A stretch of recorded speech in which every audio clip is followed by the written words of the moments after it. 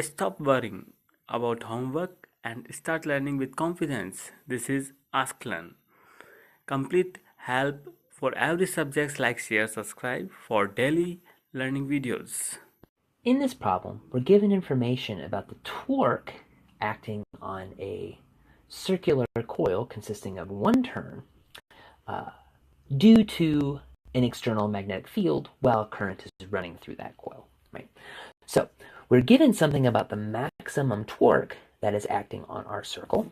And so we know that the torque acting on a coil of wire due to a current running through that wire, current running through that coil being in an external magnetic field, right? It's given by the number of turns in that coil multiplied by the current traveling through that coil, multiplied by the cross-sectional area of the coil, multiplied by the magnetic field that the coil is experiencing, multiplied by sine of the angle between the normal to the surface area of our coil and the external magnetic field.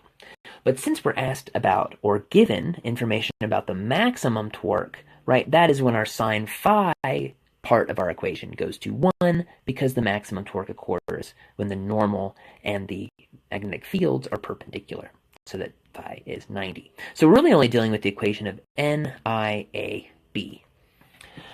Now, we're asked an interesting thing. We're asked to find out what is the length of the wire that this coil is made. So basically, we just have a singular one loop coil. That's it. So if one loop, we have n equals 1, right? And we know that the area, the cross-sectional area of our circular loop, which is given by pi r squared, right? Say we have this circle as radius r, can be turned into an expression in terms of not the area of our circle, but the circumference of our circle. So remember that the circumference of our circles, the length all the way around, is given by 2 pi r, and therefore r is equal to the circumference of our circle divided by 2 pi. Plug that into here, right? We get that the area as an expression, not in terms of the radius of our circle, but the circumference of our circle, is given by the circumference squared divided by 4 pi. Okay, cool. So now, right, we want to find that circumference. We want to find how long this circle is.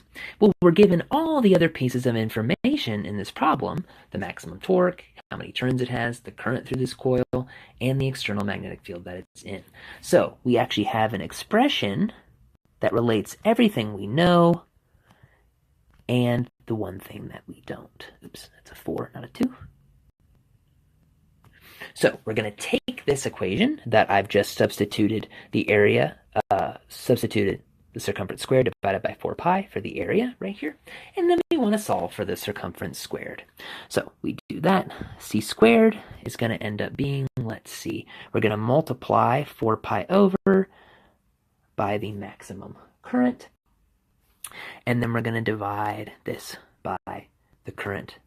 Sorry, the maximum torque, not the maximum current. Then we're going to divide this by the maximum, so the current and the magnitude of the magnetic field. And I can just get this 2 real quick and square root, right? And that is going to be our answer. So now I just need to plug in everything, and we're going to get the length of this wire that we've used to make this coil. So take the square root of 4 pi multiplied by the maximum torque.